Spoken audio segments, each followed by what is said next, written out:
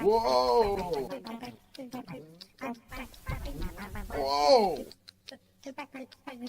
Whoa! Whoa! Whoa! Slip and slide.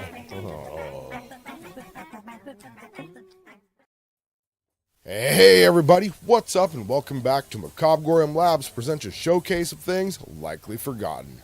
Bats here, and I hope you'll join me today as we take a trip back in time and talk about a dangerous childhood favorite for us older kids with slip and slide.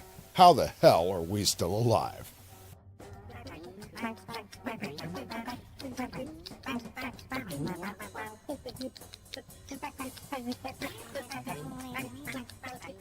Today we're going to head all the way back to the year 1960. I'm not that old. This is when we would get a chance to own what would become an iconic way to have fun in the sun. Like most big inventions, the slip and slide came about almost by accident. The man who invented it, Robert Carrier, was inspired by watching his son sliding on wet painted concrete with his friends. I told you, a much more dangerous time.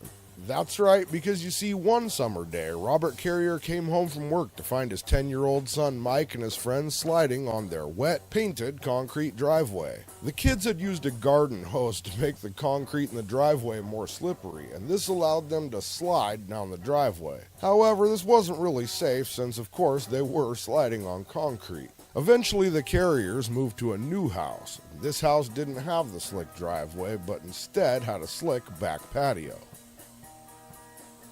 Mike and his friends would use it like the previous driveway since there was the same coating. However, it wasn't all fun as Mike would end up going through the gate and breaking it in the process. So Robert decided that while the kids were having fun, he couldn't take the property damage on and wanted them to be as safe as possible. At the time, Robert was working as an upholsterer for a boat company, so he had access to various materials. He would eventually decide to try a new design using a 50-foot roll of naga hide, which is a slick waterproof fabric. Using the naga hide, Robert would curl the material on one side and would sew it at intervals to create a tube for the hose to go inside of. The hose also had small holes added to it for extra water to spray out. When the hose was turned on, water would wet the naga hide, causing it to become very slippery. Robert saw that all of the neighborhood kids were coming over to play on the slide, and it was a huge hit. This would prompt Roberts to file for a patent which would be granted May 2nd, 1961 for aquatic play equipment as portable surface for body hydroplaning. The next step was manufacturing, so Robert and his business partner Richard Reiser decided to go with Wham-O. That's right, the legendary, the one, the only Wham-O. And I'm pretty sure we'll cover the company as a whole in their own video down the line, as at this point, we've covered more than a handful of their products. Wham-O was already pretty well known for their weird and unusual toys like the hula hoop and the one and only Frisbee. More on this soon. One of the best parts of the Wham-O company at the time was that they wanted inventors to submit inventions to them. Macabre'Gorium Labs will return after this commercial break. Hey kids, it's summer, it's hot, parents won't take you to the pool. Well, check out the latest craze from Wham-O, the slip and slide. Gather your friends, lay out the slide, attach a hose, and slide directly into a cool day. With the Wham-O slip and slide, you can have unattended fun, like riding yourself right through a picket fence, crashing into vehicles, broken bones, and flying across concrete. Trust me, nowhere and no one is safe from the fun you'll have with slip and slide. If it's not yellow, it's not slip and slide.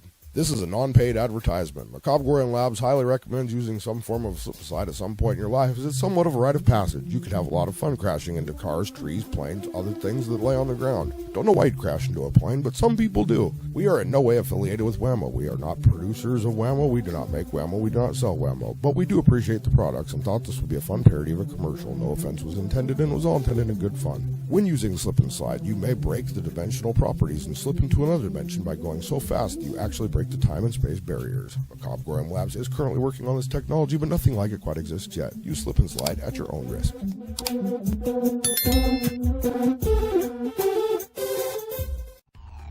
And now back to Macabre'Gorium Labs. Now, Wham-O is a well-known name brand for a reason, as they are able to see the potential in something when others can't. So naturally, they jumped on slip and slide.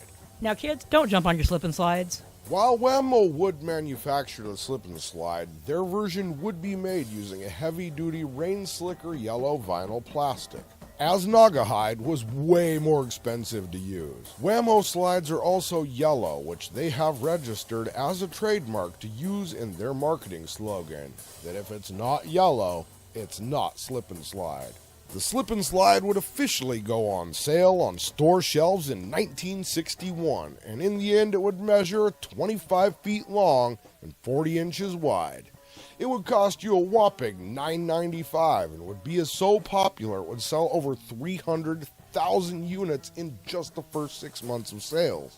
As with most successful products, there is a commercial that instantly captured the interest of kids everywhere. The commercial shows a group of kids having fun sliding on the slip and slide.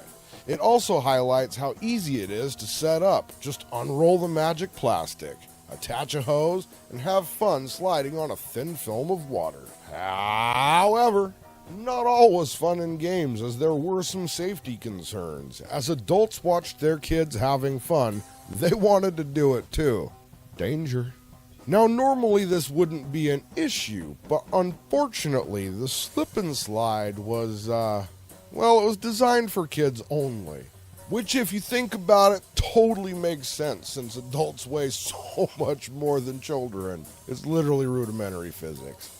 The original slip and slide was designed with kids in mind, so the slide was made for kids 5 to 12 with the weight of no more than around 125 pounds. However, even with this recommendation, adults and teenagers would attempt to use the slide, and this would result in several, albeit hilarious, but serious injuries, as the increased weight and height could cause the person to stop suddenly at the end of the slide, or even, more often than not, keep sliding across the yard and more likely into the neighbor's yard, and so on and so forth. This would lead to a 1993 recall to warn of potential dangers that would lead to stricter regulations for its users. I'm not trying to laugh, but the whole time I'm delivering this, I'm just imagining full-blown adults, not unlike myself, careening across the yard directly into some inanimate object.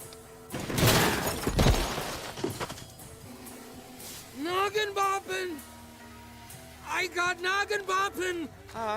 If you're hurt, we should get you to a hospital. We're a little demented. No one ever returns from Los Paramédicos.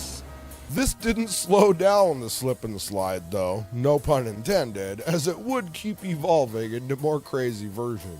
Over the years, Wham-O has added different versions to the original slip and slide. They have added an inflatable pool at the end, multi-line racing slides, inflatable sidewalls, and water arches, just to name a few of their weird options. Of course, other companies would make similar products over the years, providing slides that can support the weight and height of adults. Goat, you know what to do. But they're not Wham-O. Keep that in mind. There's only one Wham-O. There's a reason they've been in business so long. However, Wham-O to this day does not sell any slip and slides that aren't for kids ages 5 to 12. So here in 2026, slip and slide is still a beloved toy and one that adults can pass down to their kids to enjoy. It is possible to find them in store and online at stores like Walmart, Target, Amazon, and Wham-O.com, beginning as low as $10 American. After all, there's nothing better on a hot day than grabbing a bunch of friends, turning on the water, and sliding your way to summer fun. I remember growing up as a kid, I had several of these. And I lived in kind of a high traffic area, and there was more than one time we either hit the very jagged rock garden in the corner of our yard, or I slid directly into my neighbor's mother's Dodge Dart. I'm that old, not from the 60s. And anyway, I had the Teenage Mutant Ninja Turtles one, I had a couple original slip and slides, and I had my favorite, the Hot Dogger. When I was a little older, we decided to try this with an extremely gigantic tarp and some hose water and some dish soap. Gen X, if you will. It was dangerous fun. If you know, you know. Anyway, now you know what I think. I've just got to ask. Did you ever have or get to experience the awesomeness of slip and slide when you were a kid? Did you ever get to try it as an adult? If so, what's your favorite slip and slide moment or version? And if not, what's your favorite childhood snack, toy, show, movie, or other memory? Did we get anything wrong, forget something, or leave something out? Maybe you have a comment for a future video or just want to drop in and say hi. Either way, feel free to head on down into the comment section because, as usual, most of the time, we look forward to hearing from you. And with that, unfortunately, we've come to the end of another awesome version of Macabre'Gorium Lab's showcase of things likely forgotten. I've been your host, Bats. Hope you had a good time today as we slid in today's topic with slip and slide. How the hell are we still alive? Be sure to check back next time because you never know what we have in store. And as usual, think for yourselves, be excellent to each other, and keep it creepy.